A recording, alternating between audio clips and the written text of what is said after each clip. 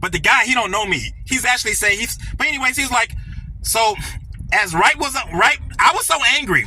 I'm telling you that I don't mind getting locked up.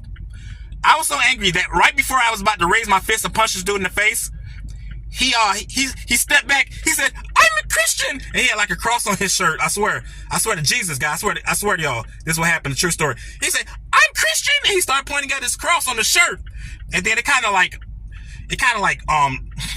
backed me up a little bit because I'm actually a Christian too. And I told him, I said, yeah, I'm a Christian too. I said, Black Americans, most of us are Christians. You know, what's that got to do with anything, you know? And then like the owner, like the guy working at the desk, he came like, you know, he started laughing it off. And the guy started, oh, no. And I was like, yeah. And I told him, I said, hey, look, man, I got 5,000 family members, bro. Right here in Atlanta. I can snap my fingers, bro. And then have the, you know, so don't go there with me. You know what I mean? But they was really shocked. You know, I didn't tell them nothing. He was like, how you know I'm a Harik? How you know I'm a Harik?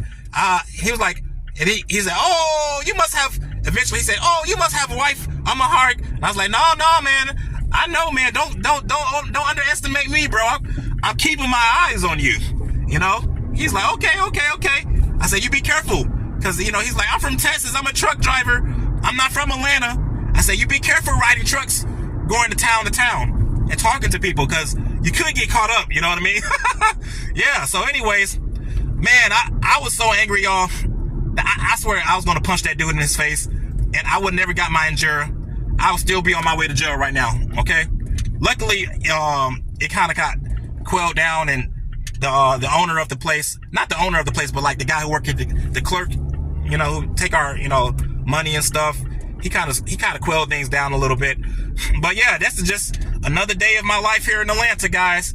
You know, after I brought my wife back to the United States from Ethiopia. But anyway, guys, that's I'm not gonna make this too long, but that was just my little experience right there. I wanted to share with you guys with. I got called in Shinkabaria in person today. By the way, if you're a Black American and you don't know what Shinkabaria means, that means nigger slave. Okay, so I got called a nigger slave. And so I was about to punch the dude, but I swear, man, he had the most funniest looking face.